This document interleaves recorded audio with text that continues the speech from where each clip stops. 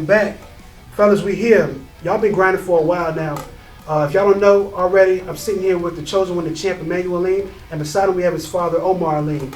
If y'all remember the champ from our first season, how we got our interviews, y'all know his family's been in the works for a while, behind the scenes grinding. But I feel it's time to shine light on some of the history of the champ and his family's background, the journey to becoming champ. Y'all got a big fight coming up soon too in the DMV, July 26th I want to say, in the Maryland Live Casino. Correct me if I'm wrong. How did we get here? My promoter, Tony Jetta Promotions, came with a opponent, Demar Nicholson, so that's who we got headed up for that date. Okay, yeah, back there. Okay, Mr. Omar and, blessed to have you here. Yeah, thanks. Can you give us a little back history of how the boxing journey became to be for Immanuwel? Well, it's about 2005. I was operating a thrift store, and when I got home, Moshe, his older brother, came to me and said, "Dad, can you find me a boxing gym?" So I just didn't take it much attention, So the next day he said it to me, and the next day he said it to me. So the third time he said it to me, I said, let's take a ride. So we rode down to Broad Street by Willow Lawn, and I saw a Gold's Gym, and I said, "That's what you want?" He said, "No, Dad." And I said, "What kind of gym you want?" He said, "Like Joe Frazier, Muhammad Ali." He said, "Yeah." So one day I was traveling down Hull Street, and I saw a sign that said Special Effects Boxing Gym.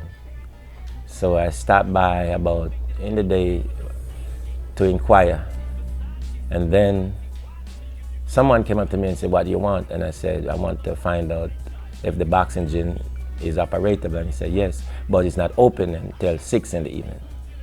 So on my way back from the thrift store, I stopped and I went the direction the guy told me to go into the alley, and I went by the door, knocked, and someone came out to me and I spoke to him and said, "I'm the owner." That was Pancho Melton. He was the owner of Special Effects Boxing Gym, and I explained to him that I have 2 kids who's interested interested in boxing. So he said, "Well, bring them." So I went home and I spoke to the kids, and they were happy. So that's when I took them to the gym, and that's where it started. Next day I was in the gym. I was like, "Oh, I don't have to get in trouble?" Yeah, this is it. I'm Omar and I'm founder of 9th Dimension Sports Circle and head coach. Emmanuel Alim's father. Fundamentals, hard work, as young Prince Charles said, hard work and dedication. Mayweather said that too. When you come to the gym, you gotta put in, and whatever you put in is what you're gonna get. When I see other boxers, I see them yell a lot at the people, their boxers, to get frustration out of them and stuff, but I don't see that with y'all. No, because we're on a different frequency. This is 9th Dimension Sports Circle. 9th Dimension Sports Circle.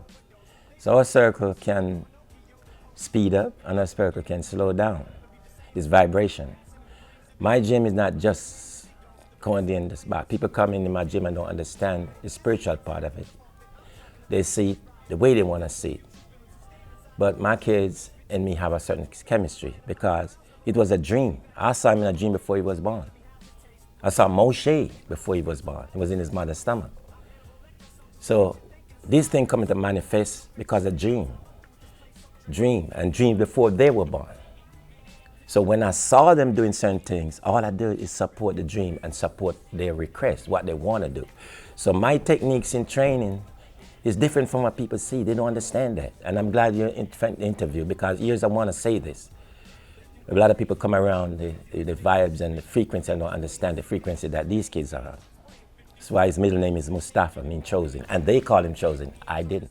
Wow, in a fight where Alim was probably not credited with a knockout that he should have been. We ended with a majority draw. When I put him in the boxing gym, I already understand what boxing was about. Because, I was born in the 50s. And my father and used to groom me growing up, and started out in a boxing gym when I was 10. And Youth Center. And so I grew up off Josie Joe Walcott. Archie Moore was my fighter. My father always talking about Josie Joe Walcott. Muhammad Ali, previous name, I don't want to call it, but when they fight Liston. So I grew up. Jamaica, we have Sonny Liston, not Sonny Liston, Bonnie Grant. And my mother, maiden name is Grant. So Bonnie Grant was one of the favorite, and people can do their research about Bonnie Grant, Percy Ailes. So I grew up with Prince Buster, who was a musician, was boxing. So all my life growing up was boxing. So when my kids went to boxing, I know I have to do my work. So when you get an invitation to go to Charlo, I went watching Charlos when they came out in the 2007, 8, when it was Roy Jones and that guy from New York, Jacobson? No, before me. It was meant to, I forgot. But they came out, and that time I saw the Charlo brothers came out with the semi-dreadlocks. And I said, look at these kids. So for him to get to be, they were far ahead of us because they were just youth.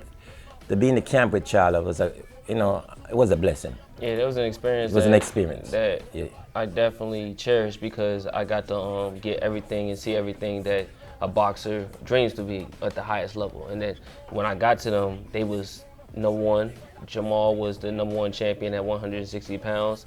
And I got to be with Earl Spence, who was number one at 147, and helped him assist with him being unified champion. And then with Jamel Charlo, he became the first undisputed champion in the 4-belt era. So me being in them pivotal moments of my career, of everything I've started from, like, come from the amateurs with limited amateur experience and limited coaching, no Olympian. I tried and went through the route of becoming all of that, and then becoming a silver champion in the pros, and then being invited to a championship camp to see how the champions work and operate. It was all a blessing for me, so I took it all in and cherished every moment and made the best way I could and at that moment. And the boxer was talking about was Jermaine Taylor. Jermaine Taylor. Right. Now, you see what I'm talking about? A lot of people don't remember Jermaine Taylor. Jermaine Taylor was a good boxer back in the days. You know what I'm saying? So we came up on that era.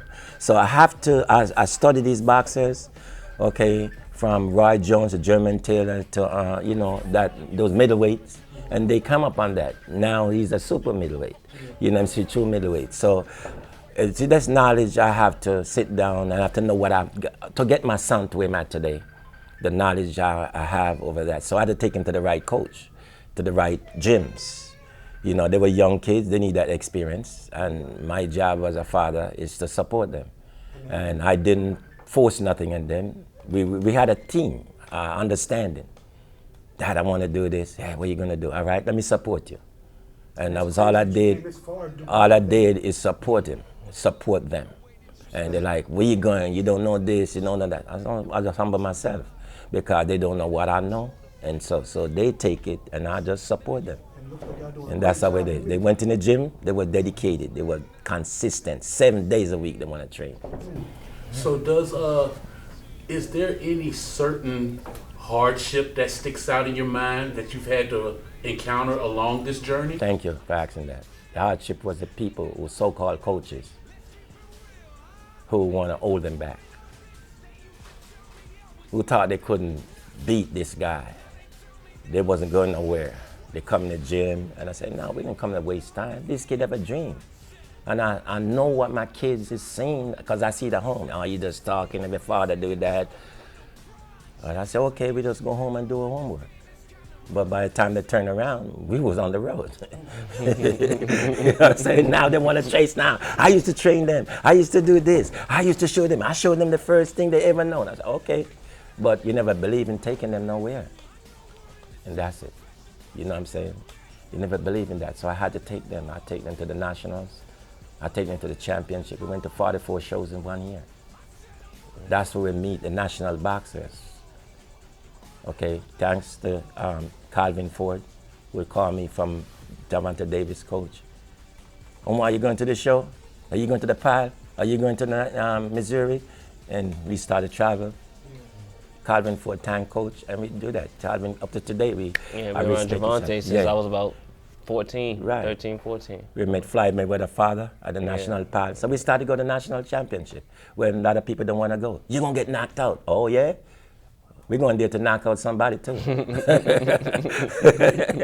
stops, takes the right hand, takes the left hand.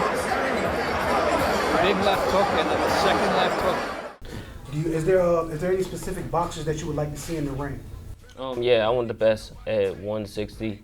And, you know what I'm saying, even if it's 68, 68, this is my weight class, you know, middleweight. I've been there for almost 10 years, and super middleweight, just Kevin the reign, so I have no problem being there. So right now, we got Laura at 160, we got Carlos Adames at 160, Shane Mosley Jr. 160.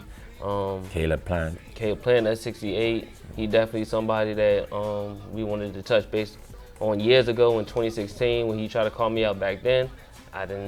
If things would have aligned right, I thought things was gonna happen, and then I fought Damon instead of him, but that's something. But yeah, at 68, shoot, you got some challenges up there. You know, Canelo's the king up there. Thank you. Right now, but yeah, we want we get a challenge with that. I'm with it too. Want to be with the best. That's what my dad always installed in us from day one, was fight the best. And when I wasn't able to compete against the best and be around the best and fight the best, it kind of made me.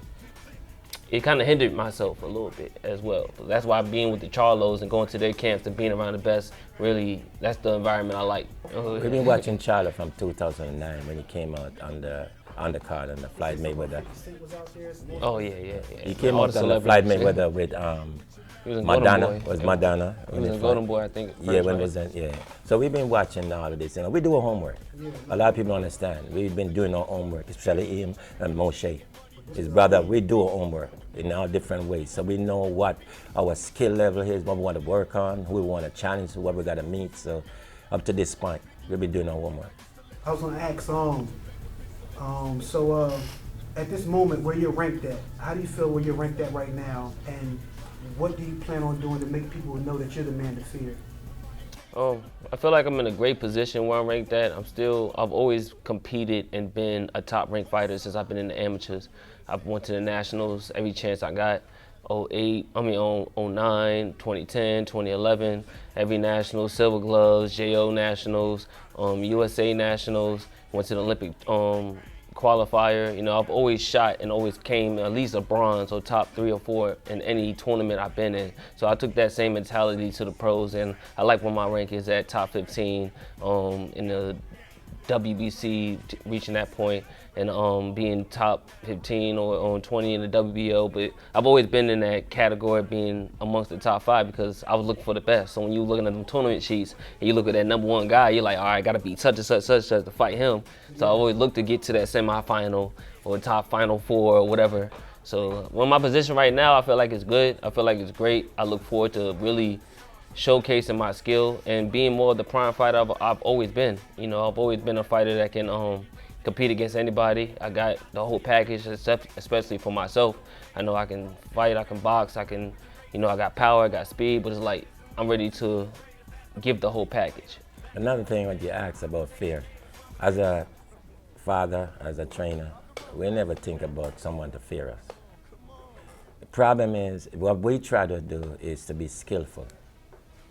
So when Immanuwel is in the ring, he want to perform 100% or more, the best of his abilities. If you want to see a good boxer, look at him, how he moves, you know, his skill level, not just with fear.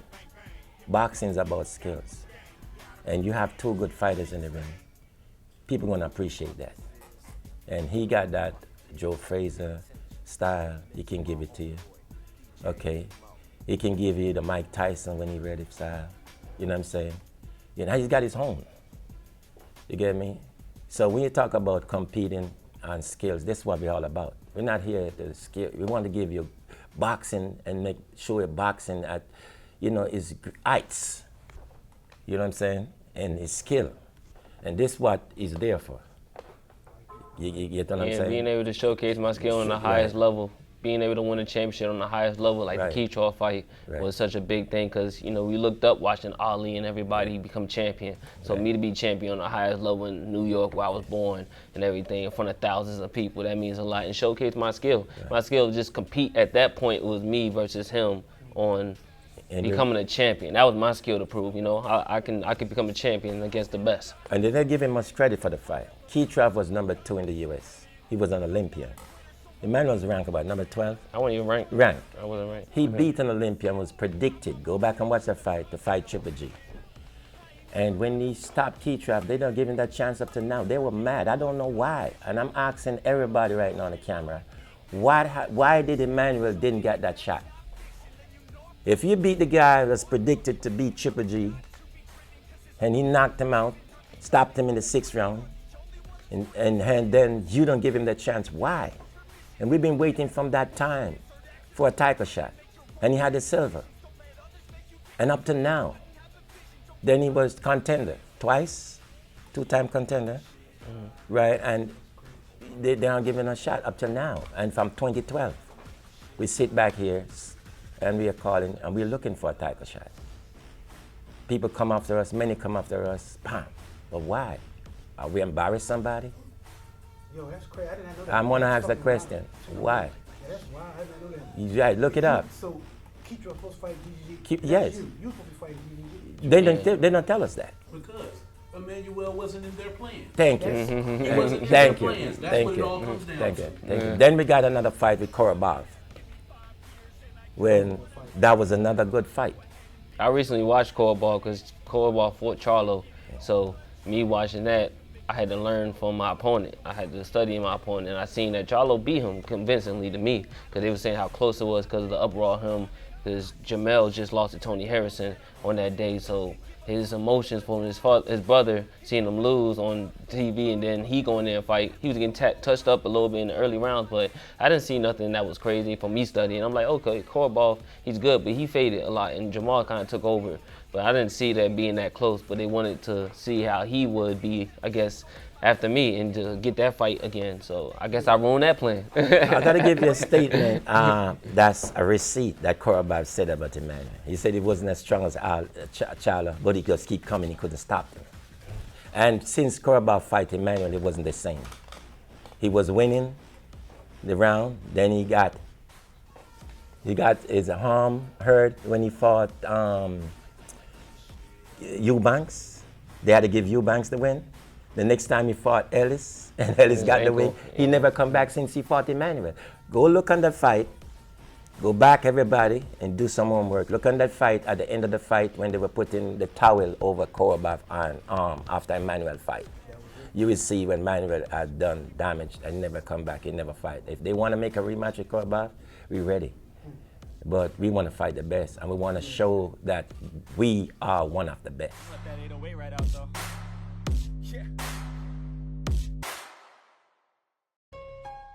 Yes, it is. It's their favoritism. That's the word. And- You feel like that's favorite. There's certain In favoritism. boxing, there's areas where, to me, as I'm just speaking from the younger and being a fighter, that there's states, there's areas where you find good fighters at. You know, in this area is the DMV, it's DC. DC was champions a long time, had kings. You got New York. You got hubs, an area where you usually find good fighters.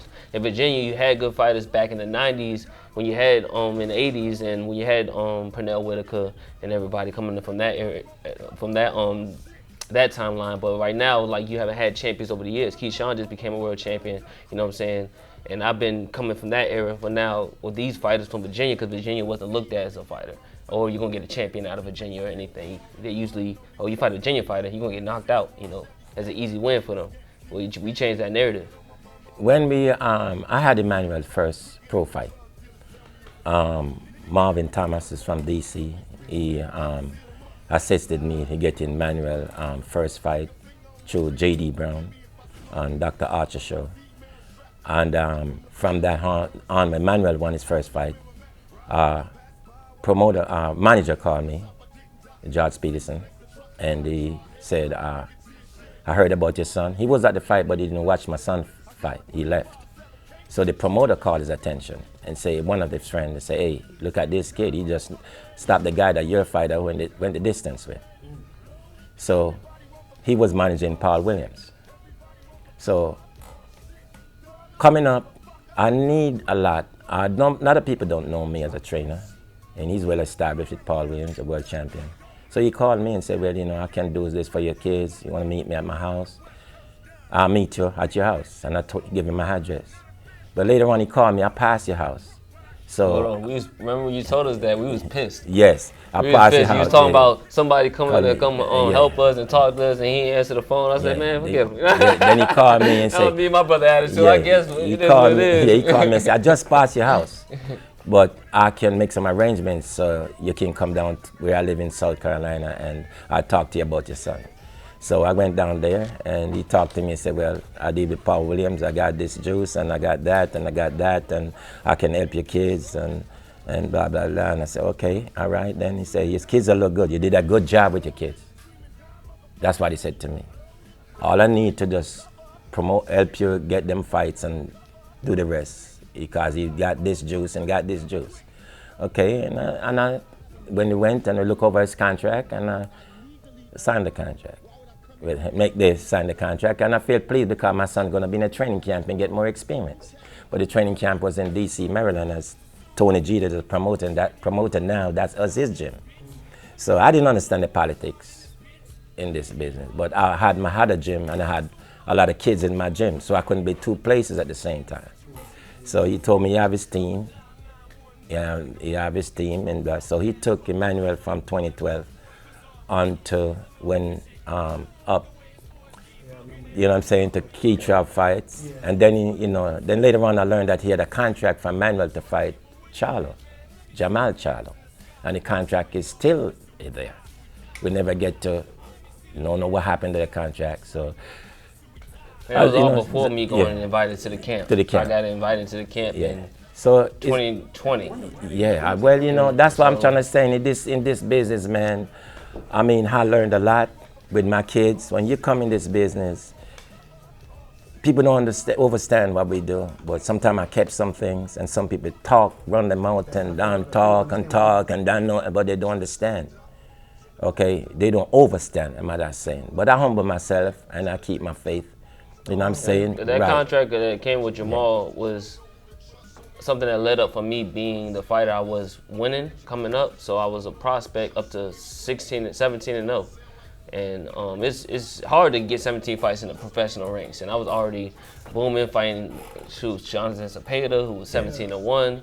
And even Damon at that time, I think he was 17 and 1 with 16 knockouts or something like that. I was fighting a lot of people who had a bunch of knockouts in this. So by the time I'm up there sitting to get a good shot before for the Keytraw fight, so then Charlo was at 54. So I wasn't even looking at him until he moved up to 60 by the time I fought Santino. So that was, it was like a switch swap, you know what I'm saying? So and then the build up, and then that was a possibility. It was a lot of possibilities, so I didn't know what one was going to happen until the Santino thing happened. His journey took him to Poland. Got a phone call for him to spar with Zaleski. Yeah, Zaleski fought Jacobs. Yeah, and he went there. So this is another thing. He went to Poland for about a couple of weeks and started his first sparring. But it helped him, you know what I'm saying? So then after that, he get called for other people like Darren Chinko, but he went to that's a crazy part with the Charlo camp. It was a two lane. So I had Darren Chinko team hit me up about coming to their camp, but it wasn't enough information. And then I got Charlo, I got a call from them saying, hey, we would like to invite you to camp. Do you get this and that? So I'm like, okay.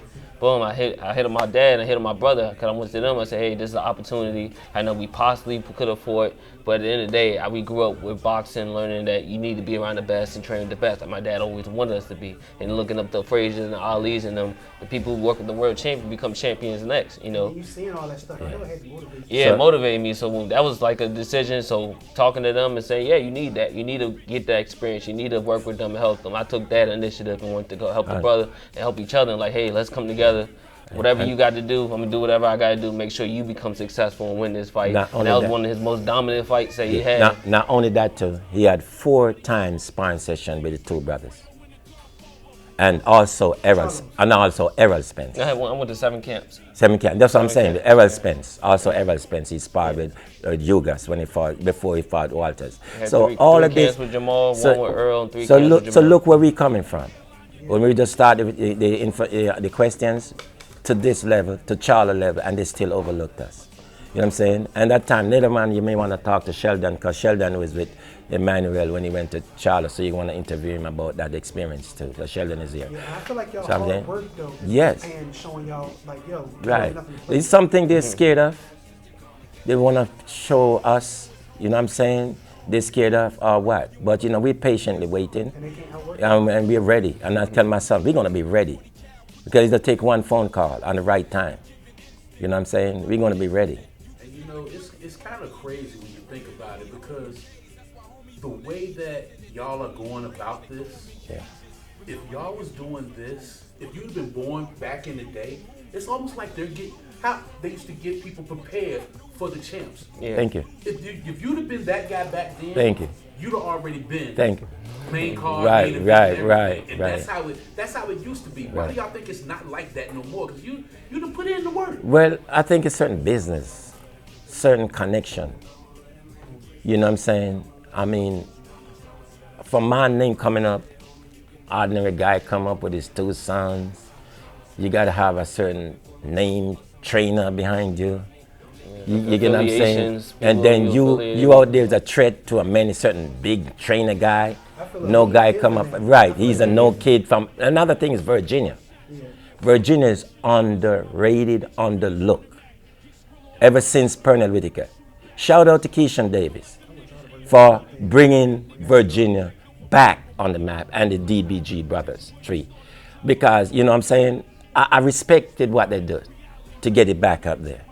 And we here, Manuel been here, you know I what I'm was saying? fighting my whole time to get Yeah. do what he did and Right, accomplish. So I'm right. glad that he basically and you know, shout out to them. fulfilled it. Yeah, I appreciate for them to come out and do it. I wish everything go, you know, come and straighten out. But shout out to them for doing that.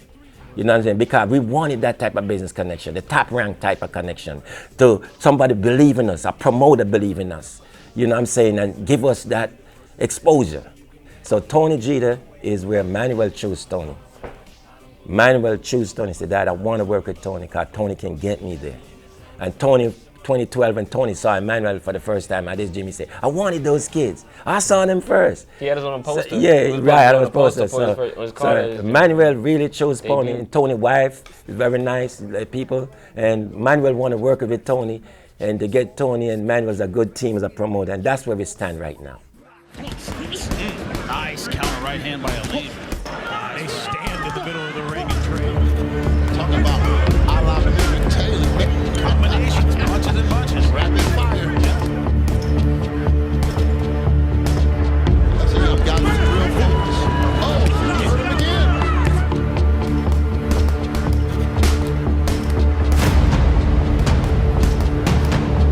Wow, in a fight where Aleem was probably not credited with a knockout that he should have been. We ended with a majority draw. Word. All right, man. It's a lot of things that we could talk about, man. I want to get all of y'all's story, man. But y'all definitely got Aleem focused for this next fight coming up, July 26th. Aleem versus Nicholson. Bro, let me see that shirt. Oh, Oh, yeah, you got Aleem versus Nicholson too, man. These shirts is coming out. Get ready for these. We're ready to have a limited order, so definitely you get the pre-orders coming through. Jamal Freeman. Aleem Nicholson too. Jamal Freeman, who, you know, hard work. Yeah, Jamal Freeman. is there anything you want to say about this next fight to let people know what's going on, how we got here, or anything that you want to say about yourself about this next fight coming Oh up? yeah, definitely. Everybody, please pull up to the Maryland Live Casino, July 26th. We need you there. This is like one of the biggest fights in the area. I have all the fighters that grew up with us from our time telling us, hey, this fight is huge. We're going to be there. And this is, I wouldn't say a tiebreaker, but this is our 5th time meeting up. I beat Damon twice in the amateurs. He got one over me, and he got a draw in the pros. So now we got to settle this one again. And like I said, we're going to settle the score on this one.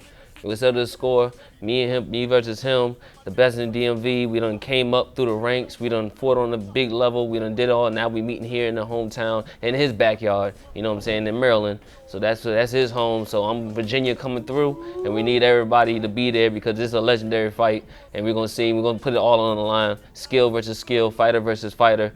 His dad, my dad, you know what I'm saying, Virginia, Maryland. We need y'all there. This is the biggest fight. Papa Aleem, do you have any comments about the last time that Aleem and Nicholson fought? Well, what happened, I wasn't there. Okay. The manager didn't tell me.